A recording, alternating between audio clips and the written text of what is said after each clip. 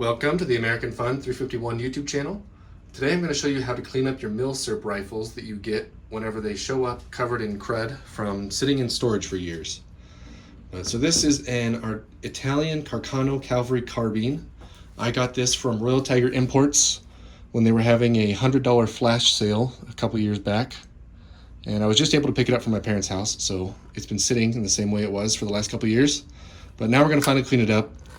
And I'm going to put some B-roll, some pictures that'll probably show you better exactly how gross it is. But it's covered in mold, a bunch of old, dried, caked up grease. The stock's in pretty good shape, but I mean, there's a little bit of film on it. And all the metal has just some little surface rust all over it. So we're going to clean it up today in the least abrasive way possible. A lot of these rifles are hundreds of years old and they've been sitting around for a long time, and you don't want to do any more damage to them than they experienced in their own life. And so to clean this rifle up today, all we're going to use is Simple Green, which is a great cleaner that anyone should have in their garage, just some gun oil and quadruple aught steel wool, and just some rags. But yeah, the first thing I'm going to do is take the rifle apart, and I'll bring you back once we have it all disassembled. We got the rifle taken apart as far as I'm going to take it. Just a couple little tips for when you're doing stuff like this. I used quite a few different screwdrivers so I could try to get the ones that fit in the screws best. In theory, you should be using hollow ground screwdrivers that are flat, but I don't have my set with me right now. And you always want to go slow. Don't force anything. If something's really tight and not moving, you want to use some penetrating oil or do something else. I used a mallet just a little bit to loosen up the magazine because it didn't want to come off. But other than that, we got it pretty much all the way apart. I didn't get off this little bayonet lug fixture. I hit it a few times and it didn't really want to come off, and I was afraid of not being able to get it back on if I did get it off. So, but that'll be okay. That just means our one band is kind of contained. And I just want to show you why we take apart all our old military surplus rifles. If you look here in the stock, on the inside it's just full of mold, and there's a few little cracks we can fill in. And just generally, it's good to take apart your stuff and inspect it, make sure it's in good working order. The bolt on this rifle was basically glued together with old nasty grease, cosmoline, and whatnot. And so by doing this, we can make sure that our rifle's safe, and we can also put it back together and it'll be a lot smoother and nicer. All right, we're gonna go clean up the stock, and all we want to do is get the gunk off. And so Simple Green is a very light, not very caustic cleaner. We don't want to take off any of the finish or rip off any of the oils or anything out of the stock per se.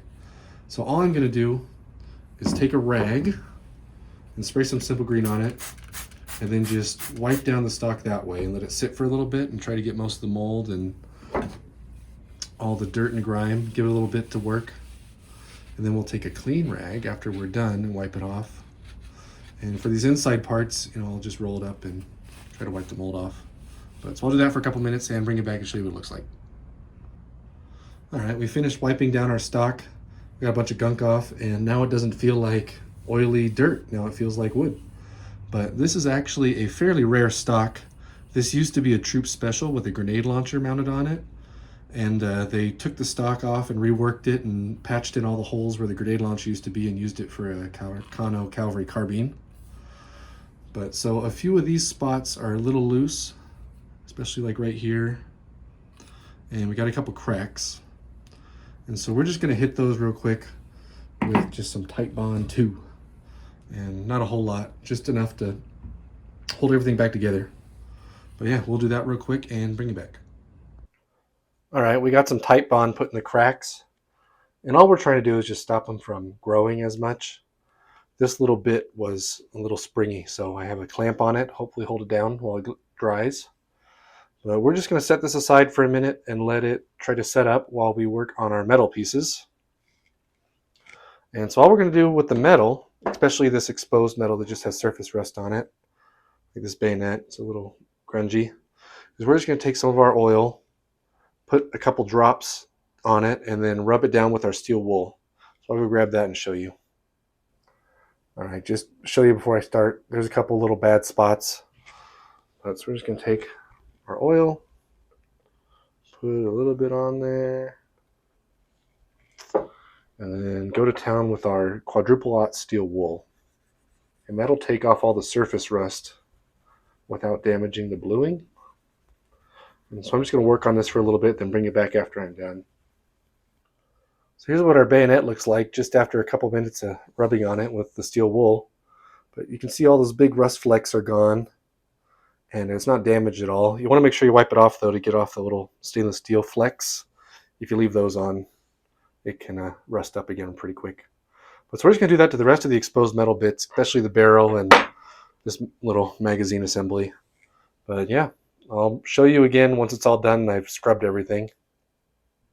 Okay, I finished scrubbing on the metal bits, and I don't know if you can see how much better that is than how it was before, but it's a lot cleaner. There's this line of shellac that was on the rifle that I didn't try to get off, but maybe one day I'll take some acetone or something to get off if I care. But it looks so much better already. All that surface rust was knocked off pretty easy. And I'm just going to clean the rifle the rest of the way, you know, the conventional way you normally clean a gun. I'm not going to show that part, but I'm just going to take some solvent and maybe I'll throw some of these in my little cheap ultrasonic cleaner and clean them up as best I can and bring you back in at the end and show it to you. But this is our trigger assembly, and if you can tell, it's covered in grit and really nasty. So cleaning this up should make our trigger pull instantly better. I'm just going to show you how everything turned out after we cleaned it. But if you can look down the bore and see the rifling, turned out pretty good. And our bolt cleaned up really nice. I threw it on my little ultrasonic cleaner that I got from Goodwill. And after just a couple baths with warm soapy water, everything looks way better. Saved me a ton of time. And this plunger wasn't plunging before we put it in the ultrasonic cleaner, and now it's working fine. So if you don't have one of those, that's probably a great thing to invest in. But now we're just going to reassemble the rifle, and as we go, any of the little moving components, we're going to make sure to hit it with just a little bit of gun oil, and I'll bring it back after we're all put together. Here she is all cleaned up. We just finished. Put everything back together, and now our bolt works without feeling all sticky. Our trigger's a lot nicer. We got no more mold poking out through the stock. And all the surface rust is gone. The bluing still looks great underneath it. Part of this video was to show you how to clean an old crusty rifle. But the main purpose was to show you that you don't need to be afraid of any of the, a little bit unpleasant looking surplus that you might run across. Because with just a little bit of elbow grease and some really basic materials, you can clean them up pretty good. All the stuff I used is down in the description, and we're going to go take this thing shooting, so make sure you're subscribed so you don't miss that. And we have a whole lot of other guns to look at, so thanks for watching American Fun 351, and I will see you later.